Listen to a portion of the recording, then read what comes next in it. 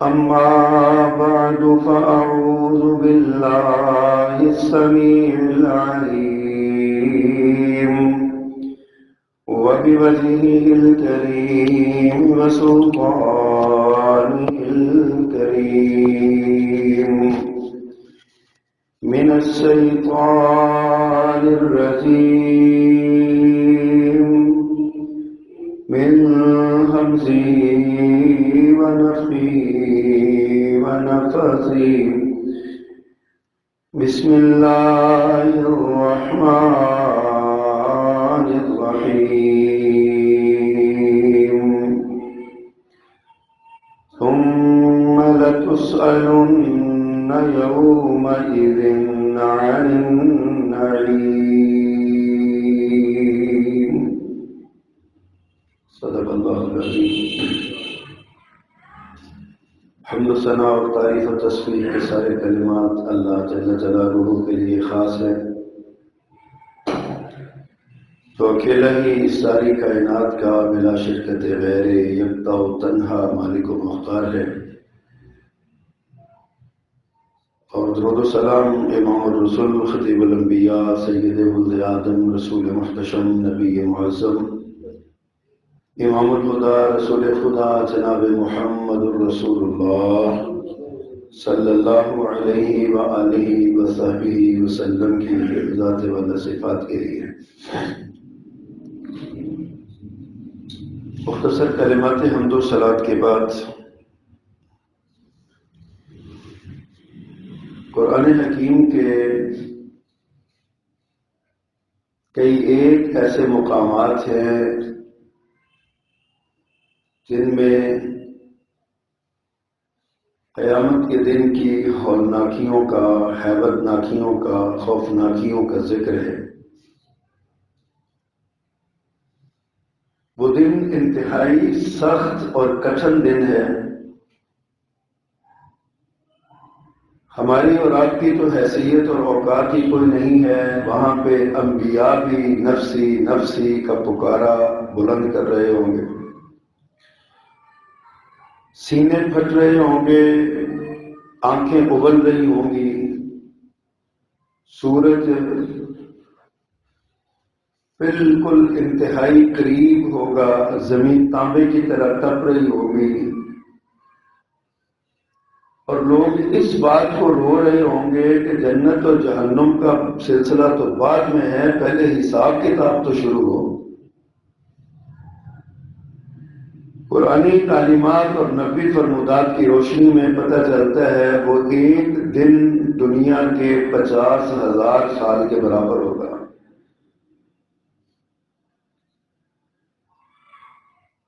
وہ کیفیت جو قرآن مجید نے اس دن کی بیان کی ہے، انہی میں سے ایک مقام 30ویں پارے کی سورۃ التکاثر ہے۔ اس کی آخری آیت میں اللہ تعالیٰ نے بیان فرمایا، اور اس دن کا ایک بڑا عمل جو ہے اس کا ذکر کیا ہے اللہ نے، اور یہ عمل دل ہلا دینے والا ہے۔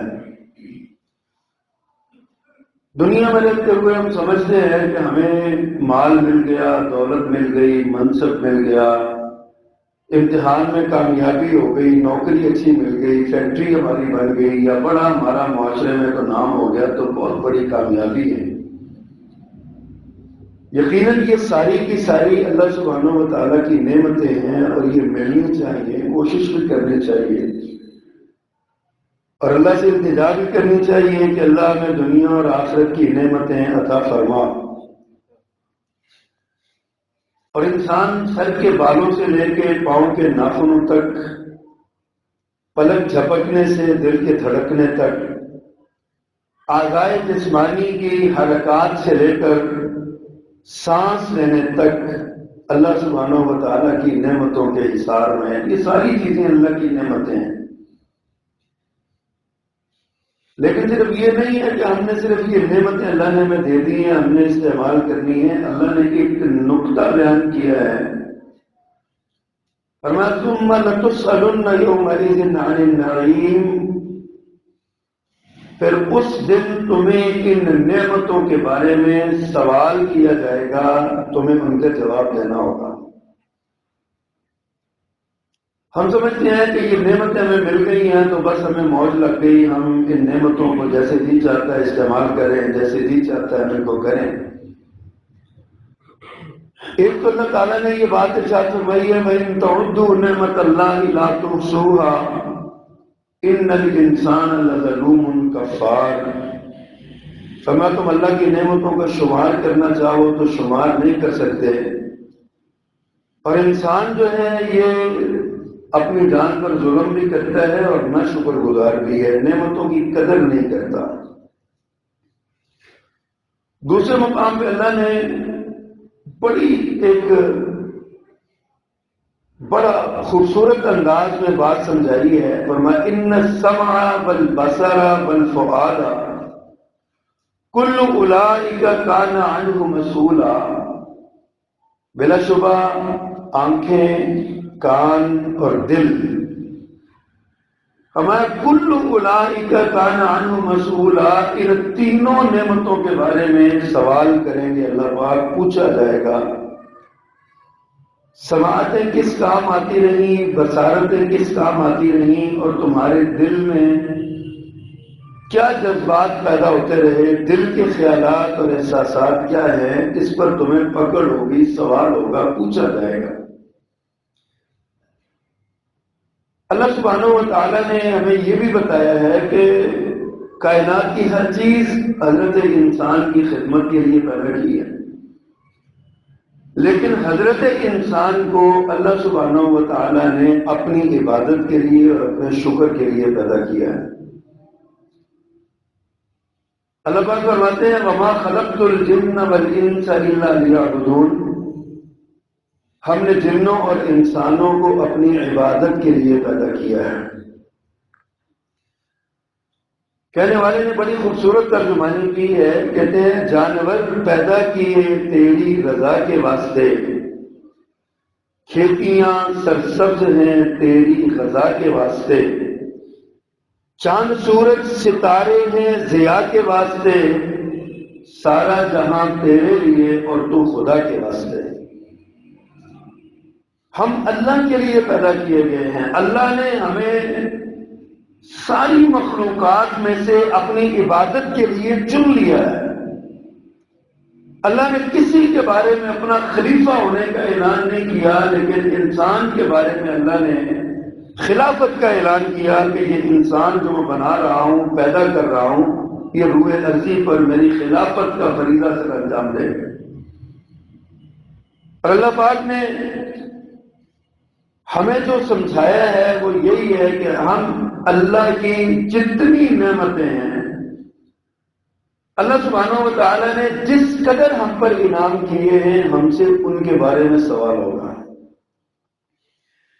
پیارے پیغمبر صلی اللہ علیہ وسلم کا ایک فرمان ہے، حضرت عبداللہ بن مسعود رضی اللہ تعالیٰ عنہ روایت کرتے ہیں، نبی کریم صلی اللہ علیہ وسلم نے فرمایا، قیامت کا ہی نقشہ ہے جو پیارے پیغمبر نے کھینچا، فرمایا لا تزول قدم ابن آدم یوم القیامت من عند ربہ،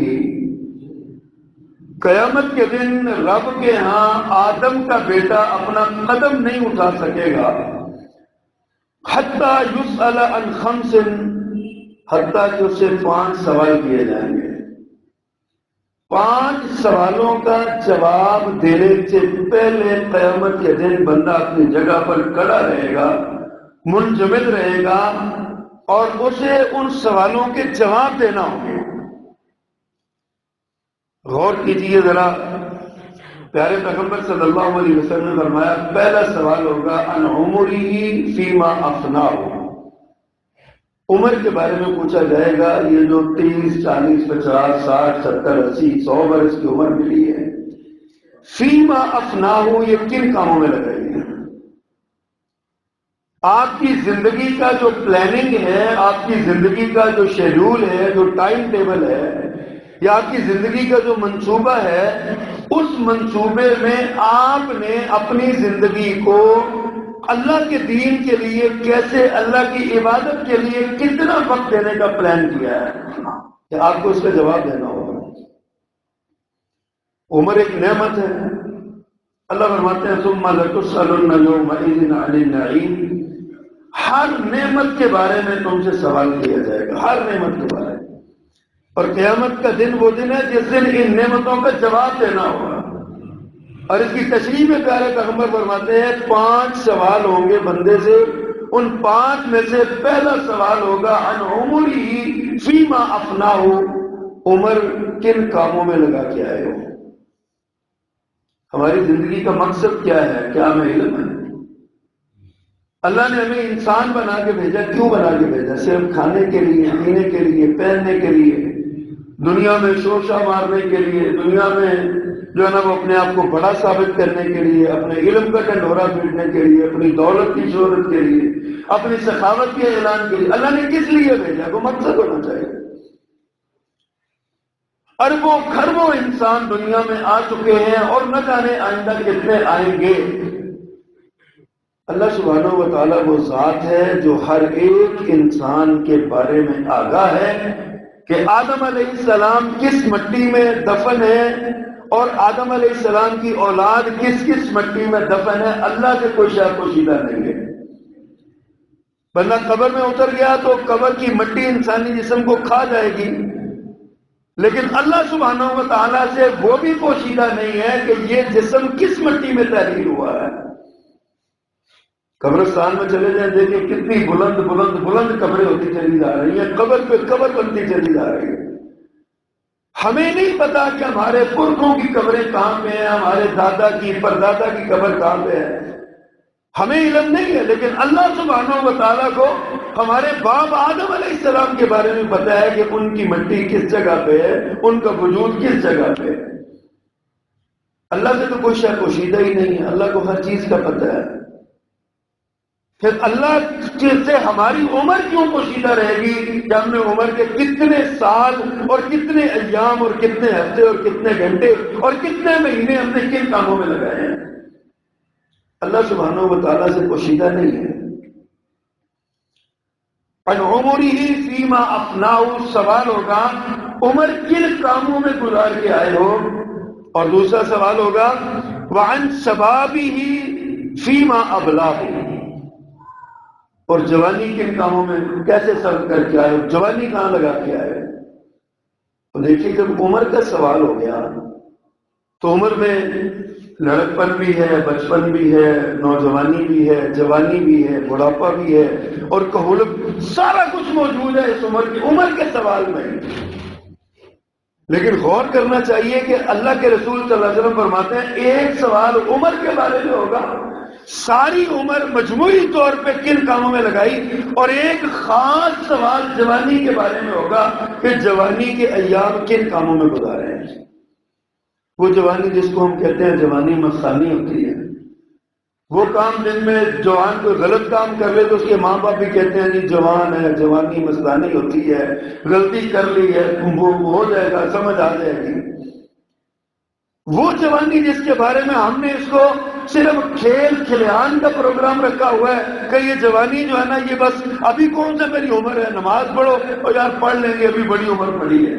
بھائی آپ کو پتہ ہے کہ آپ کی عمر کتنی بڑی ہے؟ کیا جوانی میں موت آتے ہوئے نہیں دیکھا کسی کو آپ نے؟ کیا لڑکپن میں مرتے ہوئے کسی کو نہیں دیکھا آپ نے؟ کتنے لوگ ہیں آپ کے عزیز و اقارب میں جو پیدا ہوئے بڑھاپے کی دہلیز تک نہیں گئے اور اس سے پہلے ہی دنیا سے رخصت ہو گئے۔ اور یہ جوانی اس کے بارے میں سوال ہونا ہے وَعَنْ شَبَابِهِ فِيمَا أَبْلَاهُ، یہ شباب کن کاموں میں لگایا، کہاں خرچ کیا، شباب کے حالت میں کیا کرتے رہے۔ اللہ اکبر۔ آپ دیکھ لیں بے شمار تاریخ کے لوگ، تاریخ ہمارے سامنے کھلی پڑی ہے، تاریخ انسانی، اس میں آپ دیکھ لیں کتنے نوجوان ہیں جنہوں نے اپنی ساری صلاحیتیں اللہ کے دین کو گرانے میں لگائی ہیں، اور کتنے نوجوان ہیں جن کی ساری صلاحیتیں اللہ کے دین کے احیاء میں لگی ہیں۔ لیکن میں اکثر یہ سوال کرتا ہوں اپنے آپ سے بھی، اپنے ضمیر سے بھی، اور آپ سے بھی کرتا ہوں، ہمیں سوچنا چاہیے کہ ہماری جوانی کن کاموں میں لگ رہی ہے، اور یہ سوچنا چاہیے کہ ہماری جوانی جو گزر چکی ہے وہ کن کاموں میں گزری ہے۔ جوانی کے اندر اللہ کے دین سے وابستہ رہنا یہ انبیاء کا شیوا ہے. وہ فارسی کا شاعر کہتا ہے در جوانی توبہ کردن شیوائے پیمبری وقت پیری گرگ ظالم میں سبب پرہیزگار. کہ بڑھاپے کے عالم میں تو ظالم بھیڑیا بھی بڑا متقی ہو جاتا ہے, بڑا پرہیزگار ہو جاتا ہے. اصل نوجوانی اور جوانی کے عالم میں عبادت کرنا, اللہ کو راضی کرنا, یہ پیغمبرانہ کام ہے, پیغمبرانہ مشن ہے. اور جو لذت جوانی میں عبادت کی جاتی ہے وہ بڑھاپے میں نہیں آتی. جو مزہ جوانی میں اللہ کے دین کا کام کرنے میں آتا ہے وہ بڑھاپے میں یا اور عمر میں نہیں آتا. پورے شعور کے ساتھ, پورے وجدان کے ساتھ اور عقل اور فہم کے ساتھ بندہ اللہ کے دین کا کام کرتا ہے. سوال ہونا ہے وَأَنْ شَبَابِهِ فِيمَا أَبْلَاهُ. اگلا سوال ہے وَعَنْ مَالِهِ. مال کے بارے میں سوال ہونا ہے. مال کے بارے میں دو سوال ہونے ہیں. مِنْ أَيْنَ اكْتَسَبَهُ وَفِيمَا أَنْفَقَهُ. یہ مال کمایا کہاں سے اور خرچ کہاں پہ کیا ہے. صرف مال کے کمانے پر ہی پابندی نہیں ہے کہ حلال کمانا ہے, مال کے خرچ کرنے پر بھی پابندی ہے کہ تمہارا مال غلط کاموں میں, سینماؤں میں, تھیٹروں میں, غلیظ کاموں میں استعمال نہ ہو, بلکہ تمہارا مال جو ہے یہ اچھے کاموں میں لگنا چاہیے, اللہ کے دین کے کاموں میں لگنا چاہیے. اپنی ذات پہ خرچ کرو, اللہ تعالیٰ اس ذات پہ خرچ کرنے کو صدقہ قرار دیتا ہے کہ یہ تم جو مال تم اپنی ذات پہ خرچ کرتے ہو نا کما کے, یہ قیامت کے دن صدقے کی طرح تمہیں ثواب ملے گا. جو اپنی بیوی کو کھلاتے ہو, جو اپنے بچوں کو کھلاتے ہو, یہ صدقے کے برابر اجر ملے گا جو بھی تم کماتے ہو. اتنا بڑا اللہ نے ہمیں یہ انعام دیا ہے. لیکن کمانے کا طریقہ, کمانا جو ہے نا وہ صحیح طریقے سے ہو. نبی کریم صلی اللہ علیہ وسلم نے فرمایا کہ جو بندہ بغیر ضرورت کے سوال کرتا ہے نا, قیامت کے دن اس کی پیشانی ادڑی ہوئی ہوگی, اس کی پیشانی پہ نشان ہوگا, اور اس کی پیشانی جو ہے نا وہ جلا دی جائے گی اور ادھیڑ دی جائے گی, اور لوگ دور سے دیکھ کے بتائیں گے یہ بغیر ضرورت کے مانگنے والا تھا. یہ کیوں؟ حلال ذرائع کمائی کریں, محنت کریں. کبھی نبی کریم صلی اللہ علیہ وسلم کو بطور معیشت دان, بطور ماہر معاشیات پڑھ کے دیکھیں. نبی کائنات صلی اللہ علیہ وسلم نے کیسا خوبصورت نظام دیا ہے کمانے کا اور خرچ کرنے کے بارے میں بھی. آپ نے اپنے صحابہ پہ نظر رکھی ہے کہ کون کہاں پہ خرچ کر رہا ہے, کون کیسے خرچ کر رہا ہے, اور یہ احساس دلایا ہے کہ جہاں خرچ کرو یہ تصور رکھنا کہ اللہ کو جواب دینا ہے جا کے اس کا. کماتے کیسے ہو, کھاتے کیسے ہو, کماتے کیسے ہو, لگاتے کیسے ہو, کماتے کیسے ہو, خرچ کیسے کرتے ہو, یہ سوال ہونا کل قیامت کے دن. جواب دینے سے پہلے قدم اٹھانے کی اجازت نہیں ہوگی. پیارے پیغمبر صلی اللہ علیہ وسلم کا فرمان ہے. اور پانچواں سوال ہوگا وَمَاذَا عَمِلَ فِيمَا عَلِمَ. اور علم کے بارے میں سوال ہوگا کہ اس جو علم حاصل کیا اس پر عمل کتنا کیا ہے. آج ہم نے کتابیں بڑی پڑھی ہوئی ہیں, ہر بندہ محدث اور مفسر بنا ہوا, لیکن عمل ایک بھی نہیں ہے. عمل ایک نہیں ہے ہمارے پلے. قرآن و سنت کے مطابق ہماری زندگیاں نہیں ہیں. مسئلہ پوچھ کے دیکھ لو, ابھی مولوی صاحب جواب نہیں دیتے, پاس بیٹھے ہوئے مفتی پہلے جواب دیتے ہیں. ہم نے پڑھا ہوا ہے, ہم نے یہ پڑھا ہے, ہمارا یہ خیال ہے, ہم یہ کہتے ہیں. بھائی دین میرے اور آپ کے خیال کا نام نہیں ہے. دین تو اللہ نے آسمان سے اتارا ہے, اور پیارے پیغمبر صلی اللہ علیہ وسلم نے اپنے عمل سے اس کی تشریح کی ہے. جو پیارے پیغمبر صلی اللہ علیہ وسلم نے تشریف فرمائی ہے وہ دین ہے. جو اللہ نے قرآن میں اتارا ہے وہ دین ہے. اس کے علاوہ یہ دین ہم نے خود ہی بنایا ہوا سارا, اپنی خواہشات کو ہم نے دین کا نام دیا ہوا.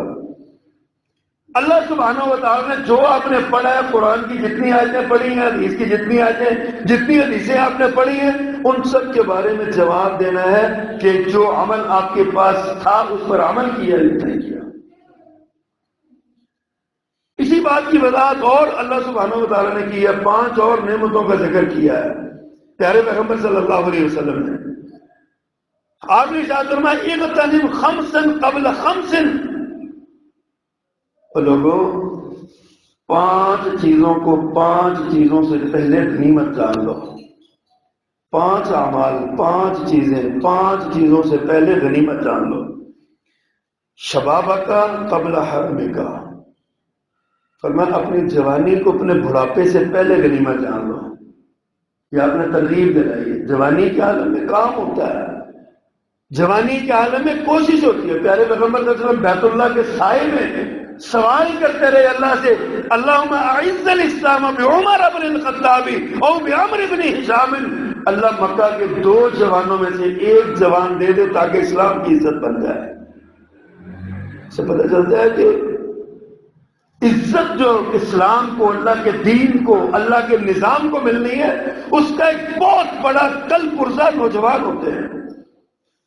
اور اگر نوجوان ہی اپنی اس ذمہ داری سے غافل ہو جائے، نوجوانوں کو اللہ کے دین سے غرض ہی کوئی نہ ہو، نوجوانوں کو پتہ ہی نہ ہو کہ ہم نے اللہ کے دین کے لیے کہ اللہ نے کئی طرح کی صلاحیتیں ہر ایک میں رکھی ہوتی ہیں. قرآن مجید میں اللہ نے بیان کیا کہ ہم نے مختلف صلاحیتوں سے لوگ، کوئی غریب رکھے ہیں، کوئی امیر رکھے ہیں، ہم نے کوئی کند ذہن رکھے ہیں، کوئی بہت ذہین رکھے ہیں. اللہ نے پیدا کیے نا سارے. اب یہ سارے اللہ نے اس لیے رکھے ہیں تاکہ ایک دوسرے کا معاون بنے اور زندگی کا یہ سرکل جو ہے نا یہ چلے. سارے ہی ذہین ہوتے یا سارے ہی کند ذہن ہوتے، سارے ہی امیر ہوتے یا سارے ہی غریب ہوتے، نظام زندگی چل ہی نہیں سکتا تھا. اللہ نے عدل پہ قسط پہ نظام زندگی قائم کیا. اور ہمیں اس نظام کو سمجھنا چاہیے، ہمیں اس نظام کے بارے میں غور کرنا چاہیے. اللہ سبحانہ و تعالیٰ نے ہمیں کیا صلاحیت دی ہے، اور ہم اس صلاحیت کو، اللہ نے آپ کو پیسے کمانے کی صلاحیت دی ہے تو پیسہ اللہ کے دین پہ لگائیں. اللہ نے آپ کو بولنے کی صلاحیت دی ہے تو تقریر کے ذریعے اسلام کا بول بالا کرنے کی کوشش کریں. اللہ سبحانہ و تعالیٰ نے آپ کو جسمانی طاقت دی ہے تو میدان جہاد میں جا کے فوجی بن کے اللہ کے دین کو سر بلند کرنے کی کوشش کریں. جو اللہ نے صلاحیت دی ہے اس صلاحیت کے مطابق آپ جو ہے نا وہ اللہ کے دین پہ صرف کریں.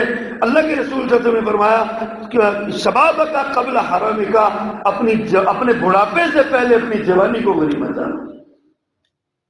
دوسری بات آپ نے ارشاد فرمائی وصحت کا قبل سقم کا، اپنی بیماری سے پہلے اپنی صحت کو غنیمت جانو. بندہ بیمار ہو جائے تو عبادت بھی صحیح نہیں ہوتی، سجدوں سے محروم، قیام سے محروم، قومے سے محروم ہو جاتا ہے. روتا ہے بندہ، یا اللہ میرے ساتھ کیا ہو گیا. یہ تو اللہ نے آگے مہربانی کی ہوئی ہے نا. اللہ فرماتے ہیں کہ میرا بندہ اپنی زندگی میں ایک عمل کرتا رہا نا، مسلسل کرتا رہا، پھر آخر میں جا کے بڑھاپے کی وجہ سے یا کسی مصروفیت کی وجہ سے وہ نہیں کر سکا تو اللہ نے قانون بنا دیا میرے فرشتوں اس کا عمل جاری رکھو. یہ نہیں بھی کر رہا تب بھی اس کا ثواب لکھو کہ یہ کر رہا ہے.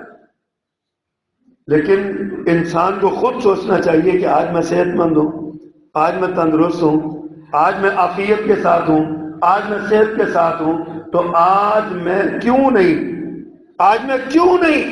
اللہ کے دین کی خدمت کرتا، اپنی صحت کو کیوں نہیں میں غنیمت جانتا. بیمار ہونے سے پہلے، بیمار اور کمزور ہونے سے پہلے، بڑھاپا آنے سے پہلے، ذوق آنے سے پہلے میں اپنی طاقت کے دنوں میں اللہ کے دین کے کیوں کام نہیں کرتا. پھر آپ نے تیسری بات ارشاد فرمائی فغنا کا قبل فقر کا، فرمایا اپنے فقیری سے پہلے اپنے غنا کو، اپنی دولت کو غنیمت جانو. آج آپ کے پاس پیسے ہیں تو اللہ کو راضی کر لیں. اللہ پیسوں سے راضی ہوتا ہے، اللہ صلاحیت سے راضی ہوتا ہے، اللہ پاک وقت لگانے سے راضی ہوتا ہے، اللہ پاک تقریر کرنے سے راضی ہوتا ہے. یعنی اللہ کے دین کا کام جس انداز میں آپ کر سکیں، اللہ کو راضی کرنے کی کوشش کر سکیں، آپ کو کرنی چاہیے. پیارے پیغمبر صلی اللہ علیہ وسلم نے ارشاد فرمایا آج آپ کے پاس پیسے ہو سکتا ہے کل نہ ہو. تلک الایام نداولها بین الناس، اللہ کا قانون ہے، لوگوں کے درمیان دن پلٹتے رہتے ہیں. آج غربت ہے، کل امارت ہے، آج امارت ہے، کل غربت ہے. یہ درمیانہ یہ نظام چلتا اسی طرح ہے. تلک الایام نداولها بین الناس، یہ دن گھومتے رہتے ہیں. کوئی بندہ دائمی امیر نہیں ہوتا اور کوئی بندہ دائمی غریب نہیں ہوتا. ایک دو نسلوں کی بات ہوتی ہے، یہ حالات سارے پلٹ جاتے ہیں. ایک آدمی پردادا جو ہے نا کسی کا، وہ جب مرتا ہے تو مربع زمین چھوڑ کے مرتا ہے. اس کے 6-7 بیٹے ہوتے ہیں، وراثت میں بیٹیاں ہوتی ہیں، وہ تقسیم در تقسیم ہوتی مرلوں پہ آ جاتی ہے بات. تقسیم در تقسیم ہے، یہ اللہ کا نظام ہے، یہ تلک الایام نداولها بین الناس۔ اور اسی لیے پیارے پیغمبر صلی اللہ علیہ وسلم نے ارشاد فرمایا وغینا کا قبل فقر کا، اپنی فقیری سے پہلے اپنی بنا کو، اپنی امیری کو، تونگری کو، دولت مندی کو غنیمت جان لو۔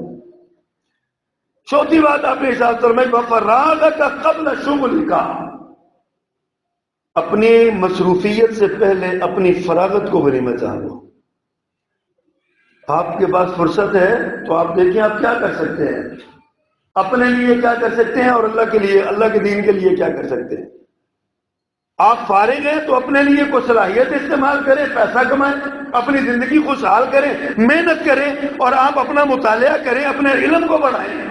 اور اگر فرصت ہے تو اللہ کے سامنے کھڑے ہو جائیں، نماز پڑھیں، نفل پڑھیں، تلاوت کریں، قرآن پڑھیں، اللہ کے دین کی تبلیغ شروع کر دیں، کسی کے پاس چلے جائیں اللہ کے دین کے لیے۔ آپ کے پاس فرصت ہے کسی عالم دین کی صحبت اختیار کر لیں، وہاں پہ چلے جائیں کہ ہمیں کوئی چیز سکھا دیں، ہمیں کوئی بات سمجھا دیں، ہمیں کوئی پڑھا دیں، ان کے پاس بیٹھ جائیں۔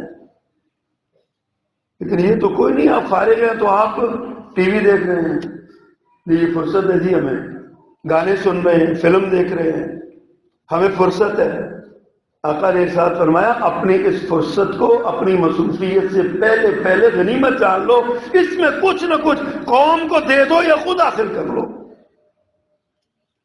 سوال یہ ہے کہ ہم دنیا سے رخصت ہوں گے، کبھی آپ نے یہ سوچا تنہائی میں بیٹھ کے غور کیا کریں کہ آپ اپنی زندگی کا 50 سال، 60 سال، 70 سال، 80 سال، جتنے بھی آپ نے گزارے، اب آپ دنیا سے رخصت ہونے کے قریب ہیں، آپ سوچیں کہ آپ نے اللہ کی اس دنیا کو کیا دیا ہے، کیا دے کے آپ جا رہے ہیں۔ اپنا محاسبہ کریں نا، اللہ کو ہم کیا جواب دیں گے اللہ کو جا کے کہ ہم دنیا میں کیا چھوڑ کے آئے ہیں، کیا دے کے آئے ہیں۔ کبھی ہم نے یہ سوال کیا اپنے آپ سے؟ ہم دنیا سے کیا ہم نے اس دنیا کو کوئی اچھا بیٹا دیا ہے، کوئی اچھی بیٹی دی ہے؟ ہم نے اس دنیا، اللہ کی اس دنیا کو ہم نے کوئی خوبصورت بنانے کے لیے اپنا کردار کو ادا کیا ہو، کوئی ہمیں یہ احساس ہوا ہو؟ اس بات کی طرف پیارے پیغمبر صلی اللہ علیہ وسلم نے توجہ فرمائی ہے کہ وفراغ کا قبل شغل کا، اپنی مصروفیت سے پہلے اپنی فرصت کے لمحات کو غنیمت جاننا۔ اور آخری بات آپ نے ارشاد فرمائی وحیات کا قبل موت کا، اپنی موت سے پہلے اپنی زندگی کو غنیمت جاننا۔ ترتیب وہی ہے جو اوپر والی حدیث میں ہے، یہاں بھی آپ نے یہی بات ہے، اپنی زندگی سے، اپنی موت سے پہلے اپنی زندگی کو غنیمت جاننا۔ یقین جانیے کبھی اپنے آپ سے سوال کیا کریں کہ ہم نے جو زندگی گزاری ہے، اس زندگی میں اللہ کا کتنا حصہ ہے؟ ہم نے جو زندگی گزاری ہے، اس زندگی میں اللہ کے دین کا کتنا حصہ ہے؟ کتنے لمحات، کتنی گھڑیاں، کتنے دن، کتنے ہفتے، کتنے مہینے، کتنے سال اپنی زندگی کے ہم نے اللہ کے دین کے لیے وقف کیے، لگائے ہیں؟ کبھی اپنا حساب کیا کریں۔ اس میں آپ نمازوں کو بھی جمع کر لیں، آپ اپنے صدقات و خیرات کو بھی جمع کر لیں، زکوٰۃ کو بھی جمع کر لیں، اس میں آپ اپنے بچوں کو جو دین پڑھایا اس کو بھی جمع کر لیں، اس میں آپ نے جو نوافل پڑھے ہیں، تراویح پڑھی ہیں، روزے رکھے ہیں، حج کیا، ساری عبادات جمع کر لیں، اور پھر اللہ کی دی ہوئی زندگی کے جو لمحات ہیں، جو گھڑیاں ہیں، ان کو گنیں اور سوچیں کہ ہم نے اللہ کے دین کو کیا دیا ہے، کتنا اللہ کے دین کے لیے۔ اللہ نے کہا ہے نا ہم اللہ کے پاس جائیں گے، مر جائیں گے، مرنے کے بعد اللہ کے سامنے پیش ہوں گے تو اللہ ہم سے سوال تو کرے گا نا زندگی کے بارے میں، ثم لتسألن یومئذ عن النعیم، ہر نعمت کے بارے میں۔ اور زندگی سے بڑی نعمت کیا ہے؟ زندگی اتنی بڑی نعمت ہے کہ اللہ نے پابندی لگا دی ہے، تم اپنی یا کسی دوسرے کی زندگی چھین نہیں سکتے۔ جو کسی دوسرے کی زندگی چھینے گا، فرمایا قیامت کے دن جہنم میں چلے گا، خالدین فیہا ابدا کے الفاظ بولے ہیں۔ بے عذر کسی کو مارنے والا قاتل ہمیشہ جہنم کی آگ میں جلے گا۔ اور اگر اپنی زندگی چھینو گے، یعنی خودکشی کرو گے، تو حکم ہے کہ اس کو مسلمانوں کے قبرستان میں نہ دفناؤ، گھر کے باہر کھڑا کھود کے اس میں دفنا دو۔ اللہ کی اتنی بڑی نعمت کو چھیننے والا ہے۔ جب اتنی بڑی نعمت ہے تو پھر اللہ کو کیا جواب دینا چاہیے؟ اس زندگی کے بارے میں کبھی سوچیں، یہ بہت بڑی نعمت ہے۔ ثم لتسألن یومئذ عن النعیم، اللہ فرماتے ہیں کہ اس دن، قیامت کے دن، تم سے ان نعمتوں کے بارے میں سوال ہوگا۔ ایک دن نا رسول اللہ صلی اللہ علیہ وسلم کو بڑی بھوک لگی، گرمی بڑی تھی، شدت کی گرمی، اور بھوک بڑی لگی آپ کو۔ گھر والوں سے پوچھا تو گھر والوں نے کہا اتفاق سے گھر میں کچھ بھی نہیں ہے۔ آپ باہر نکلے، دل میں خیال آیا شاید ابو بکر کے پاس چلتا ہوں، کچھ کھانے کو مل جائے گا، کوئی دوست ایسے ہوتے ہیں بے تکلف۔ اتفاق ایسا ہوا کہ آگے سے ابو بکر آ رہے تھے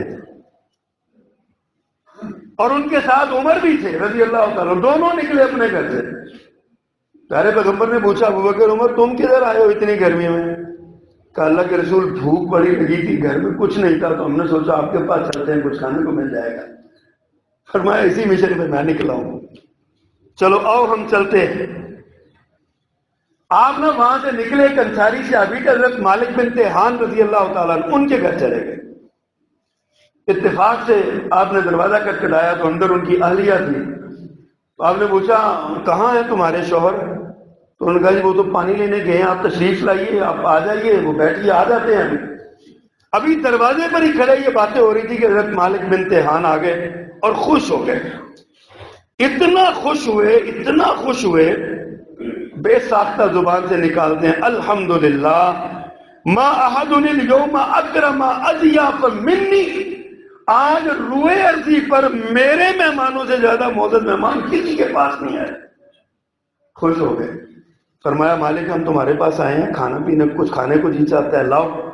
اس نے کہا میں صدقے حضور آپ تشریف رکھیے۔ گھر بٹھایا، ٹھنڈا پانی پلایا، ساتھ نہ کھجوروں کا ایک خوشہ توڑ کے دیا، کھجوریں تازہ کھجوریں، ساتھ چھری دے دی، اور ساتھ انہیں ایک بکری ذبح کرنے لگے۔ پھر آقا نے فرمایا مالک یہ دودھ والی بکری نہ ذبح کرنا۔ انہوں نے چھوٹی بکری ایک ذبح کی، فٹافٹ ذبح کی، اس کو پکایا اور پکا کے پیارے پیغمبر صلی اللہ علیہ وسلم کی خدمت میں پیش کیا۔ آپ نے کھجوریں کھائیں، پانی پیا، کھانا بھی کھایا، تناول کیا، پیٹ بھر گیا۔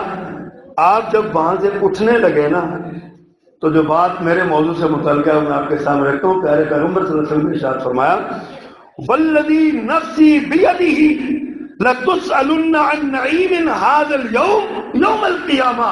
اے ابو بکر عمر اللہ کی قسم جس کے قبضے میں میری جان ہے، جو نعمتیں تم نے آج کھائی ہیں قیامت کے دن ان کا حساب دینا پڑے گا۔ آپ اندازہ کر لیں ہمارا دسترخوان کتنا بڑا ہوگا۔ ہم نے کبھی ان نعمتوں کے بارے میں سوچا کہ ان نعمتوں کا ہم نے حساب دینا ہے؟ اللہ تعالیٰ سب کے دسترخوان وسیع کرے، دعا کیا کرے اللہ سب کے دسترخوان وسیع کرے، اللہ اتنے وسائل دے کہ ہم اپنے مہمانوں کو بلا کے زیادہ سے زیادہ کھانے کھلائیں۔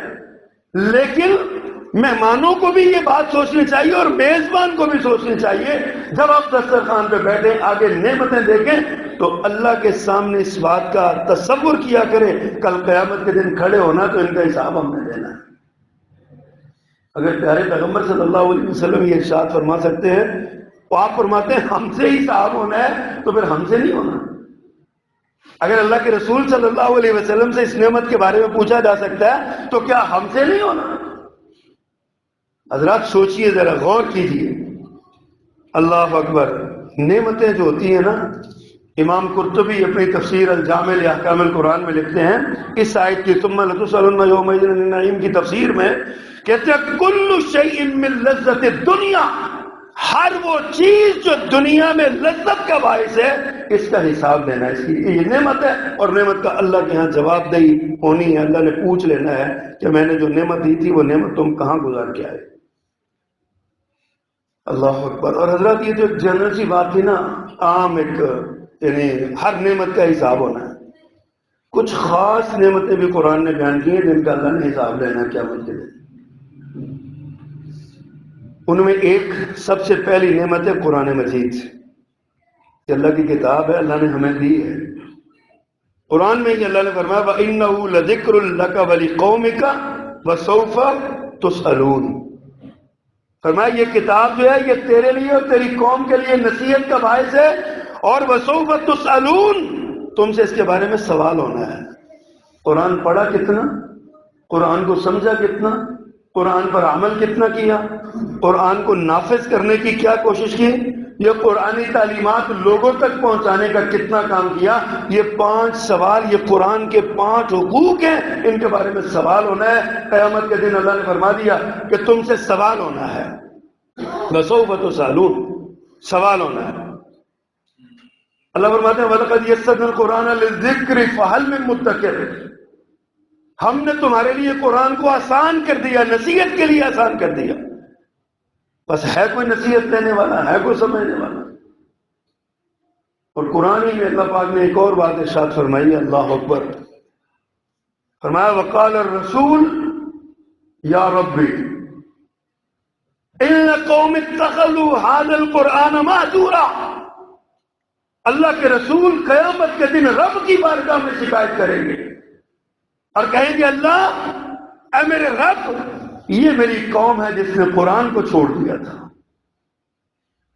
اپنی زندگی کا محاسبہ کیجیے، روزانہ کتنا قرآن پڑھتے ہیں، کتنی آیات پڑھتے ہیں، کتنا پارہ پڑھتے ہیں، کتنا جو ہے نا وہ کرتے ہیں۔ اس قرآن کے بارے میں سوال ہونا ہے، سوال ہونا ہے قرآن۔ آج ہمارے گھروں سے قرآن کی آوازیں نہیں آتی، آج ہماری گلیاں قرآن کی آوازوں سے نہیں گونجتی، آج ہمارے گھروں سے قرآن کو دیش نکالا دے دیا گیا، ہماری زبانوں پہ قرآن نہیں ہے۔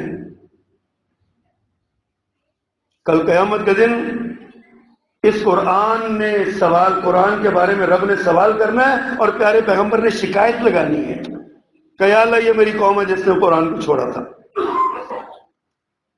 دوسری بات جو بڑا خاص ہے ہمارے لیے وہ یہ ہے کہ خود رسول اللہ صلی اللہ علیہ وسلم کے بارے میں ہم سے سوال ہوگا۔ پیارے پیغمبر صلی اللہ علیہ وسلم حجۃ الوداع کا خطبہ دے رہے اور آپ نے وہاں پہ ارشاد فرمایا وَأَنْتُمْ تُسْأَلُونَ عَنِّي فَمَا أَنْتُمْ قَائِلُونَ، اور میرے صحابہ کی جماعت، میری امت کے لوگوں، انتم تسألون عنی، تم سے قیامت کے دن میرے بارے میں سوال کیا جائے گا، میرے بارے میں پوچھا جائے گا تم سے۔ وَأَنْتُمْ تُسْأَلُونَ عَنِّي، مجھے بتاؤ فما انتم قائلون، تم کیا کہو گے؟ وہ صحابہ کرام تھے نا، قربان جاؤں ان کے ایمان پہ بھی، انہوں نے ارشاد فرمایا فما قالوا، انہوں نے کہا اللہ کے پیغمبر نشہد، ہم گواہی دیں گے انک قد بلغت وادیت ونصحت، آپ نے دین پہنچانے کا حق ادا کر دیا، آپ نے امانت ساری کی ساری پہنچا دی، آپ نے نصیحت کا حق ادا کر دیا۔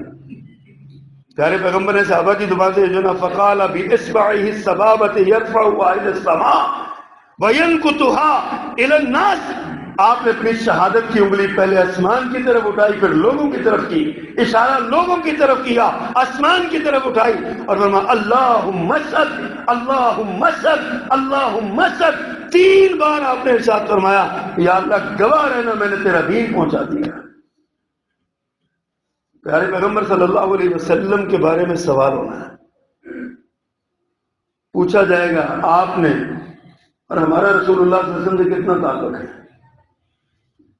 سوال صرف رسول اللہ صلی اللہ علیہ وسلم کے بارے میں نہیں ہونا، پہلی امتوں سے بھی ان کے رسولوں کے بارے میں ہونا ہے۔ حدیث میں آتا ہے، قرآن میں آتا ہے فَلَنَسْأَلَنَّ الَّذِينَ أُرْسِلَ إِلَيْهِمْ وَلَنَسْأَلَنَّ الْمُرْسَلِينَ، امتوں سے سوال الگ ہونا ہے، کیا رسولوں نے تمہیں میرا پیغام پہنچایا، اور رسولوں سے الگ پیغام ہونا ہے کہ تم نے میرا دین پہنچایا۔ یہ سوال ہونا کل قیامت کے دن انبیاء اور رسول سے اور امتوں سے۔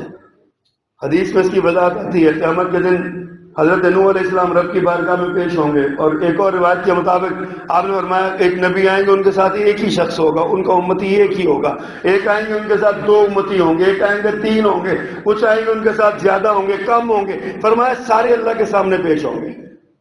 اللہ پاک اپنے نبی سے، رسول سے، اس امت کے رسول سے پوچھیں گے میں نے جو دین تمہیں دیا تم نے ان تک پہنچایا؟ اور رسول کہیں گے جی اللہ جی ہم نے آپ کا دین پہنچا دیا۔ اب اللہ تعالیٰ امتوں سے پوچھیں گے کیا میرے نبیوں نے تم تک میرا دین پہنچایا، میرا پیغام پہنچایا؟ وہ لوگ انکار کر دیں گے، کہیں گے جی نہیں ہمیں تو کوئی ڈرانے والا نہیں آیا، ہمارے پاس کوئی نذیر نہیں آیا، کوئی ڈرانے والا نہیں آیا۔ اللہ سبحانہ و تعالیٰ اللہ کو پتہ ہے، سارا کچھ پتہ ہے، لیکن ذرا اپنی اہمیت کو دیکھیے، اللہ نے اس امت کو کیا فضیلت دی ہے۔ اللہ تعالیٰ نوح علیہ السلام سے پوچھیں گے آپ تو کہتے ہیں میں نے ان کو دین پہنچایا، وہ کہتے ہیں نہیں پہنچایا، تمہارا کوئی گواہ ہے؟ ہائے میرے اللہ، حضرت نوح علیہ السلام سمیت سارے انبیاء جن سے یہ سوال ہوگا وہ ایک ہی جواب دیں گے، اللہ جی ہمارا دین پہنچانے کے گواہ محمد اور ان کی امت ہے صلی اللہ علیہ وسلم، ہم سابقہ امتوں کے گواہ بنے ہوئے ہیں۔ اور ان امتیوں نے پتہ کیوں انکار کیا؟ کیونکہ انہوں نے اپنے رسول کی اہمیت کو نہیں سمجھا، اپنے رسول کے مقام اور فضیلت کو نہیں جانا۔ اور آج اگر ہم بھی اپنے رسول کے مقام اور فضیلت کو نہ جانیں گے، خالی کاموں سے بات نہیں بنتی، عمل کے ذریعے بات بنتی ہے۔ اگر ہم نے بھی اپنے رسول کو نہ پہچانا تو بتائیے ہم بھی کہیں ان میں ہی نہ ہو جائیں جو اللہ کے رسول کے بارے میں کہہ دیں جی انہوں نے ہمیں دین نہیں پہنچایا۔ اس امت نے سابقہ انبیاء کی گواہی دینی ہے کہ اس امت نے کہنا جی ہم گئے۔ اللہ تعالیٰ امت کے اس امت محمد صلی اللہ علیہ وسلم کے لوگوں سے پوچھیں گے بھائی تم کیسے گواہی دیتے ہو، تم تو بعد میں آئے تھے؟ تو وہ اس امت کے لوگ کہیں گے، یعنی ہم گنہگار کہیں گے، اللہ ہم نے تیرے نبی محمد کا کلمہ پڑھا، اس نے ہمیں بتایا، ہم نے ان کے کہنے پہ یہ گواہی دی ہے کہ سارے انبیاء نے حق ادا کیا اور ہمارے نبی نے بھی حق ادا کیا صلی اللہ علیہ وسلم۔ حضرات غور کیجئے اس بات پہ، کتنی بڑی یہ فضیلت اور عظمت اور شان اور رفعت کی بات ہے۔ آج اللہ سبحانہ و تعالیٰ نے ہمیں یہ مقام دیا ہے، ہم اس شان کے لائق ٹھہرے اللہ کی نظر میں۔ اللہ نے ہمیں عیسیٰ علیہ السلام سے لے کے آدم علیہ السلام تک ساری امتوں کی گواہ امت بنا دیا ہے۔